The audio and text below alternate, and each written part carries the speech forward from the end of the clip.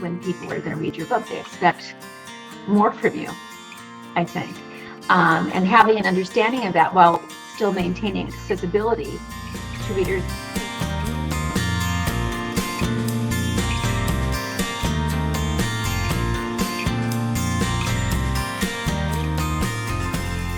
Hi, Alex. How you doing? Hi, I'm good. How are you?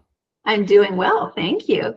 I am so excited because you have just reached an incredible milestone with your.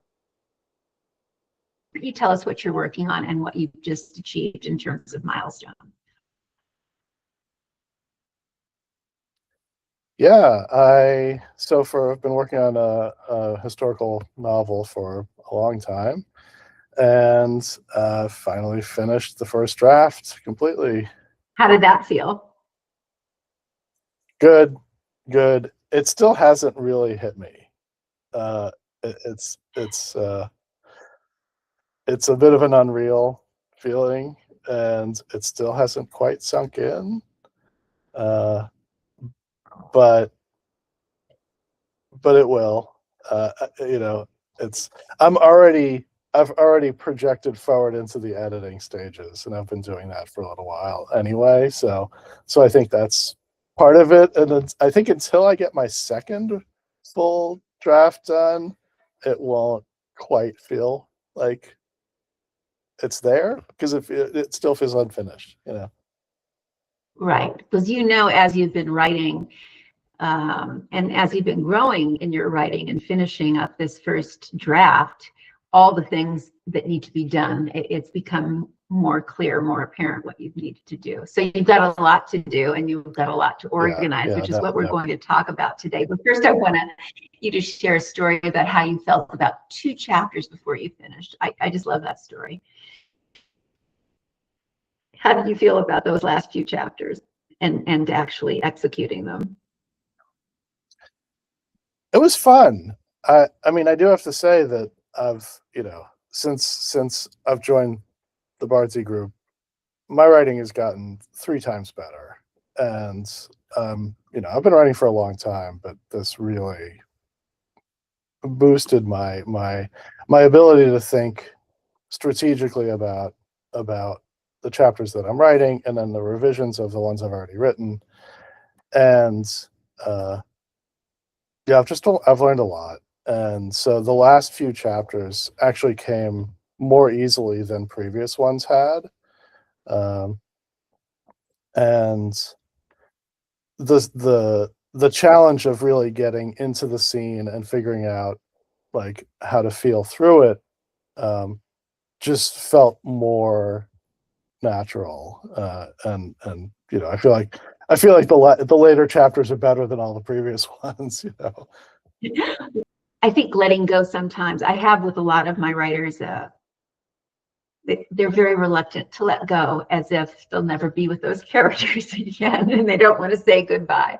But that's why I like to say, well, there you go. You've got a series. What can you do next? And actually, I know that I don't mean like a trilogy or this or that, but if you want to stay in that world or expand that world, or maybe look at a secondary characters, possibly a protagonist for another book, that's not only viable, but actually makes a lot of sense commercially.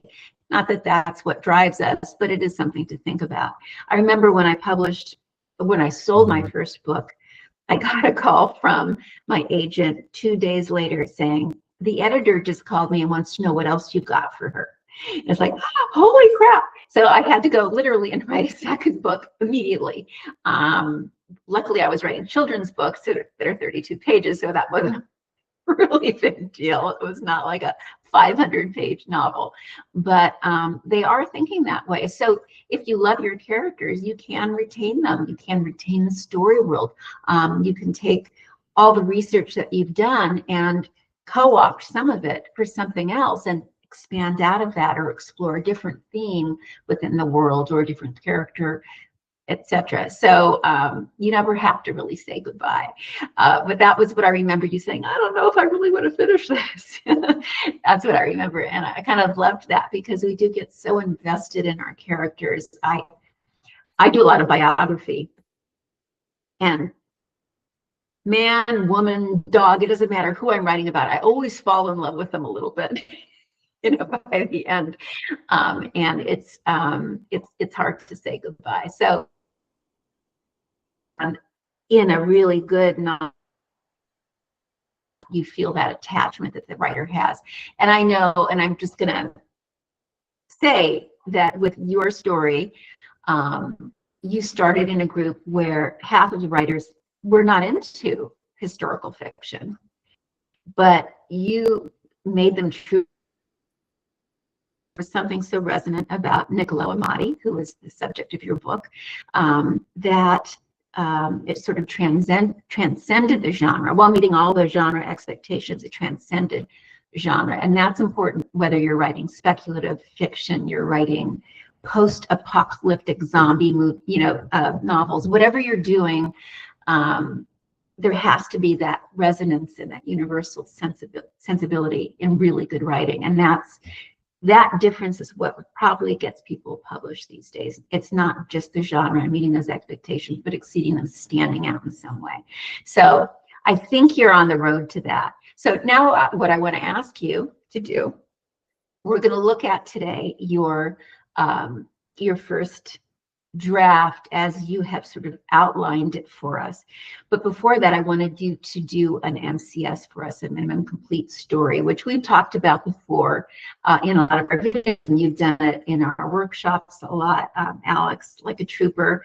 Basically, it's encapsulating into like a 90-second summary your book. Not, I mean, exactly what happens step by step, not, it's not a elevator pitch with leaving the ending dangling, but it's more sort of a distillation of all the essentials. And the reason we do this, and I know you've heard this a million times, but perhaps somebody out there has it, the reason we do this is so that we have a compass, we have a guide when we're writing, and we don't lose sight of what we're doing. I wrote over 1,000 pages of an Elizabethan novel 25 years ago, and if I had had an MCS, I would have completed that novel and not gone on to write a 48-page Elizabethan picture book. Although it was a great little picture book, still it would have been a novel because it gives me something to refer to. It's a reference for us, okay? Is this chapter that I'm writing meeting my goals for the book? And if it's not, but I like this chapter a lot, maybe I need to tweak my goals a little bit. And then it gives you a chance to think about what you're doing, the direction you're going, and refine. So without any further ado, if you would give us your MCS, and then we can all share the story of Niccolo Amati together as we're discussing. Yeah, great. So often they start with Once Upon a Time, so I'll start with that. Once Upon a Time. Niccolo Amati, who was a violin maker in the 1600s and came from a family of violin makers. His grandfather invented the violin in its modern form. Grew up with kind of an overbearing father and was trying to impress him through the beginning of his life and his apprenticeship with him.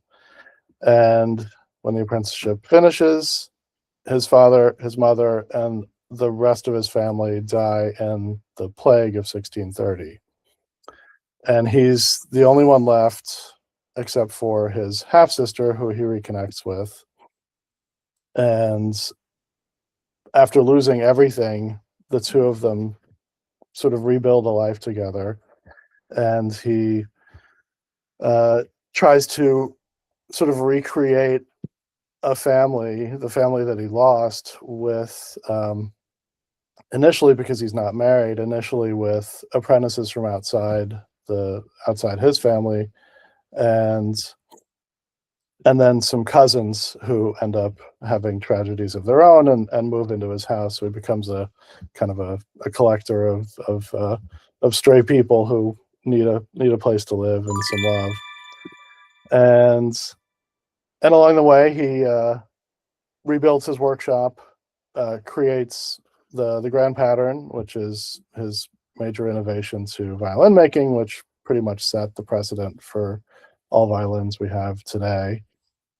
Taught a nearly 20 apprentices over his career, including Antonio Stradivari and Andrea Graneri and Ruggieri and a bunch of others, who become friends. He gains success with their help and through the work he's doing. Gets married, finds the love of his life, has 9 children, 5 of whom die before he dies, and his eldest son becomes his major apprentice eventually. His son has mental health issues, which he has to deal with. They all have to deal with, and then he leaves this world on a bittersweet note, realizing that he did what he needed to. He fulfilled his family legacy and probably would have made his father proud, but also recognizes that his apprentices have taken over and surpassed him. That is bittersweet. If you could describe in one word the most important theme of the book, what would it be? Legacy is probably the one we've talked about most and I've been thinking about most. Yeah. I think you're right. I think you're right. And it's really, really important to have that top of mind. It's important to have a number of things top of mind when you're writing, because they need to be included as you move along through your story. They need to be integrated in a very meaningful way. They need to advance the story. We're going to talk a little bit about the unique value proposition for your story. There are a couple of things that are unique about what you bring to the table in writing this historical novel. One of them happens to be your background as a wood carver and furniture maker. Can you tell us a little bit about that? Yeah, relatively unrelated to the book. I spent 5 years. I've done mostly teaching of writing in my career, but I got burned out at one point and then did woodworking, and so I spent several years doing woodworking professionally, and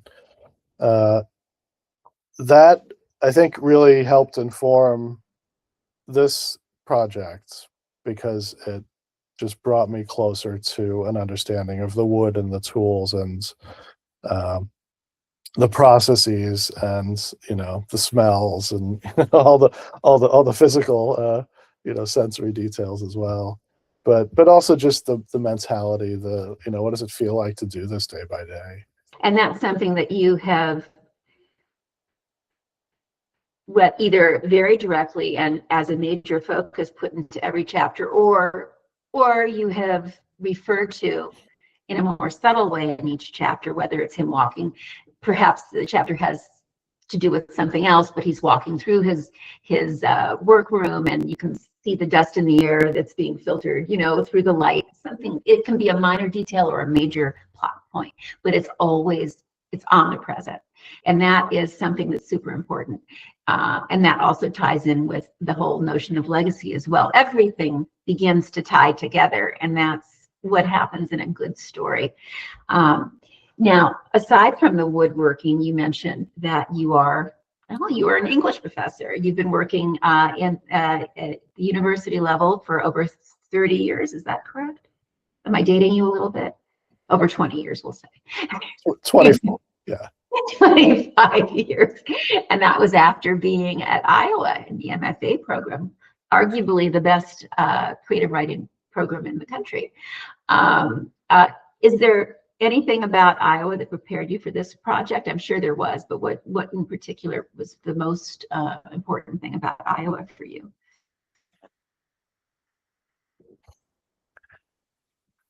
I guess 2 things. One, it was just fun. basically living with people who were like me and finding a community of writers. Mhm.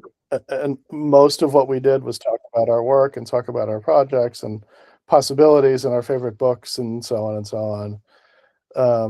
So it's just a joy to just to hang out with writers for 2 years.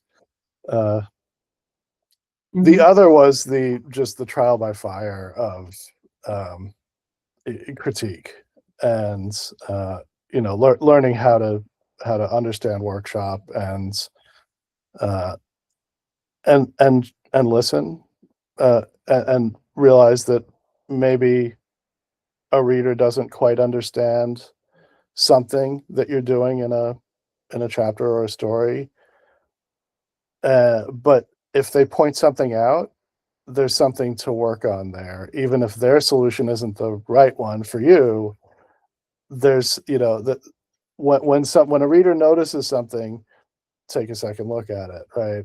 Even if you're like, no, I thought it was perfect, and nothing is perfect, and that's okay, right?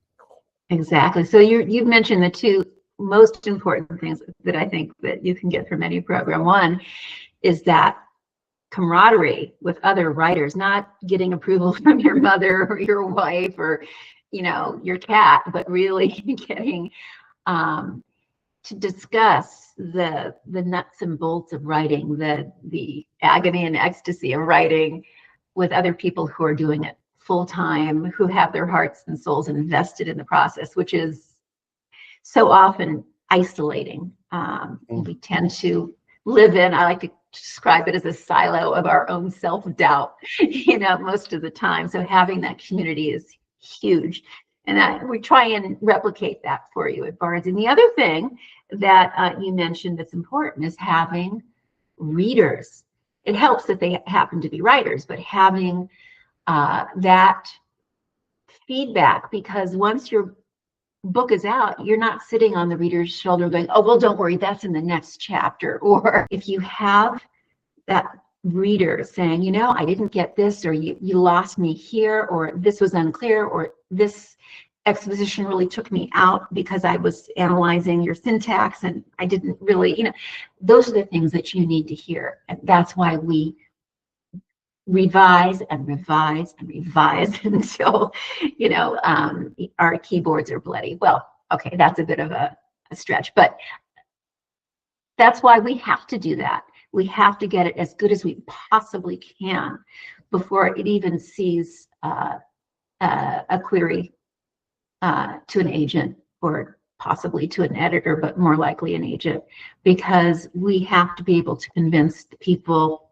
that are in, the powers that be, that this is an investable story, chapter by chapter. So yeah, those readers are invaluable in, again, having them at a certain level. And I just will give a plug for us. We interview everybody that joins one of our directed writing groups before they join to make sure that they're not only going to have writing of a caliber that is worth the time for other writers to look at and comment on, but that they're going to listen to feedback, and that also they're going to provide meaningful feedback, understanding that they will learn as much about writing by commenting on the work of others as they will by hearing feedback on their own work, which I know I find, and I'm sure in your 25 years of being a professor, you have found you learn something from every student, whether it's what not to do or maybe occasionally something that you haven't thought of doing, right? So it's kind of it's a win-win situation. So you've given us a sense of what the unique value is, your experience with wood. Is it wood turning or wood carving? I don't want to get the term wrong. Oh, I've done a bit of all of it. I've done, square furniture, tables, wood turning, not too much actual carving, but a little of that too. Kind of done a bit of everything. You also, having your experience, great literature and teaching it and teaching everything from composition. God, an easy one to do. I've done that. It can be challenging. That also gives rise to an expectation for you. When people are going to read your book, they expect more from you, I think. And having an understanding of that while still maintaining accessibility to readers who appreciate that you have that knowledge but may not be up to some of the nuances of it, and making it relatable and accessible at the same time. That's not an easy thing to balance.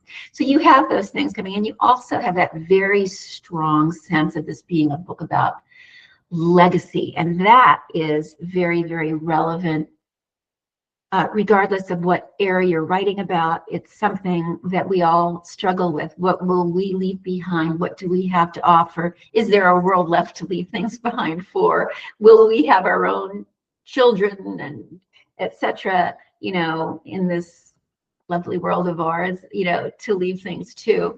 I mean, it is such a relevant subject, a relevant theme. And I think those things carry through.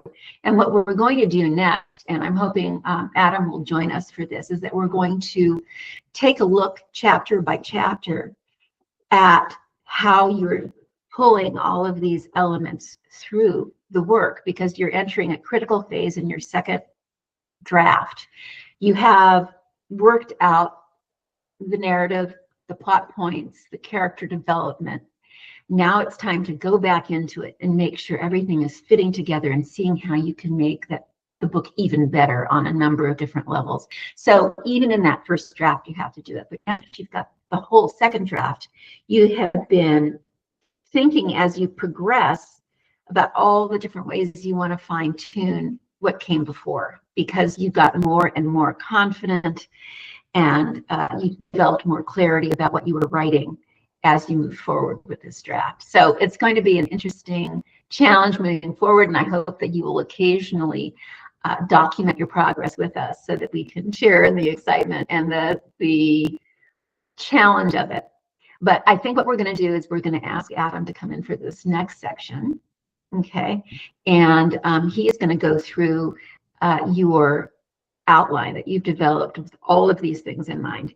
After the fact, once I was sort of really close to the end and then actually finished with the draft, that's when I went through and wrote a chapter summary with the plot, the character, and the main sort of, for me, woodworking detail.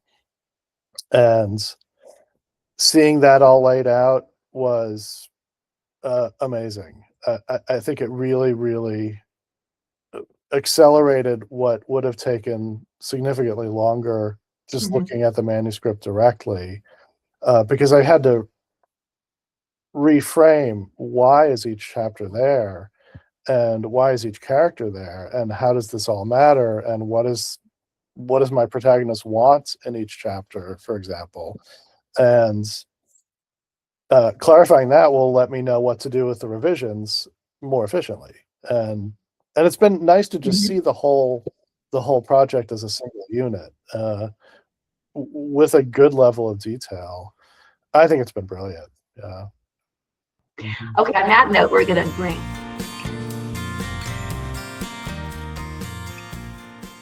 Bardsy delivers the tools, guidance, and support you need to produce compelling novels.